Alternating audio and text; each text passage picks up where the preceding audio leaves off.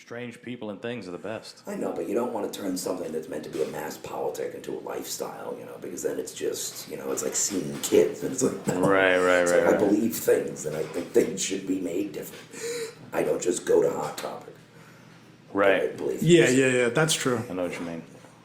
Yeah, I think that's always been my biggest, because I've told you in the past that I have a problem being a part of things. Yeah. And that's kind of like I think that's a great way to sum it up. You're atomized. What the Although fuck you is choose that? your atomization, which is fine. Right. Yeah. I don't know what that means. It's another term from the philosophy that we read that basically means that you're very separated from others. In this case, a real personal choice. Yeah, atomization in a political and philosophical context refers to the way that society drives us to be lonely. That's why there's the epidemic of loneliness now. Sure. Because of the ways that our experiences are sort of mediated through modes of consumption. Fancy way of saying you need to spend money to do anything. That's why people are lonely. That's why work also forces us to be alone. That's why mediums like podcasts are so popular, because this is effectively a friend simulator that you can pop in your ears. Until I think that this is a good podcast. But if I listen to this, it's like, oh, I'm talking with my friends, and this gets more literally because it's my voice. Sure.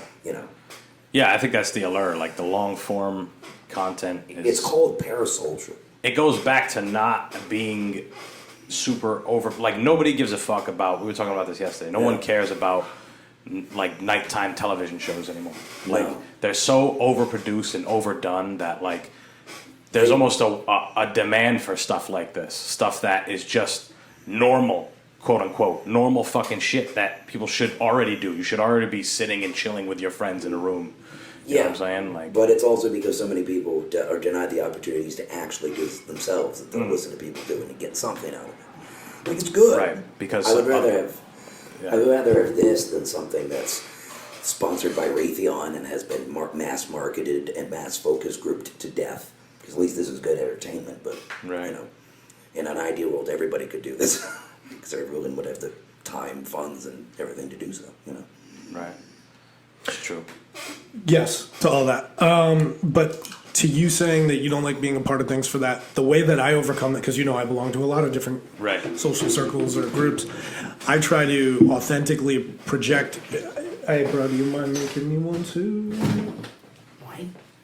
Or actually, You want wine? What? No, it's fine. Go ahead. Keep he's grabbing one. You want wine or whiskey? Whiskey.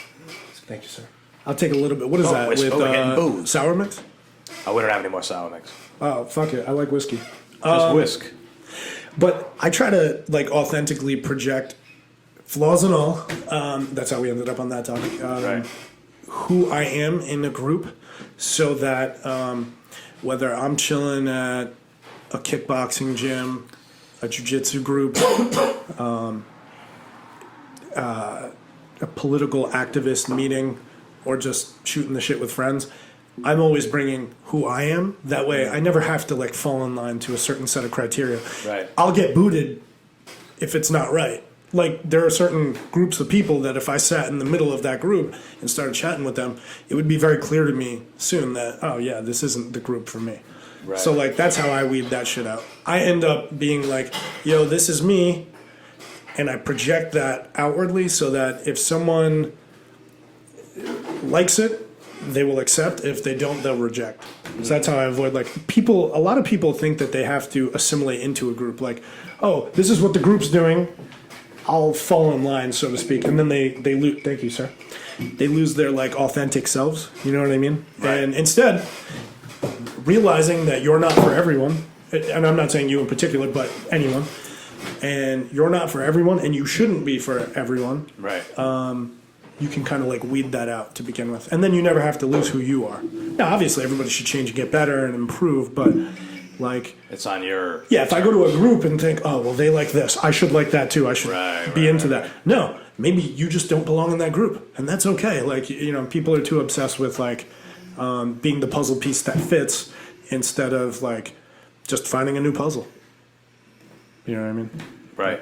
Or just being the puzzle piece that doesn't necessarily fit, but works. I mean, it's a weird analogy, but I understand what you're saying. Let the other pieces come to you, man. Make your own puzzle. You know what I'm saying? I don't. Right. Yeah. Yeah, because I mean, there's people fall in, for lack of a better term, they fall in love with who you are, not, and then if you were to leave that scenario or that situation, then those people will still be with you because they understand that all you were was fucking coherently yourself, if that makes sense. Like, yeah. Authentically, yeah. Authentic, yes. Yeah, hell exactly. yeah. Hell yeah. How you doing? Sound like you dropped some things in there.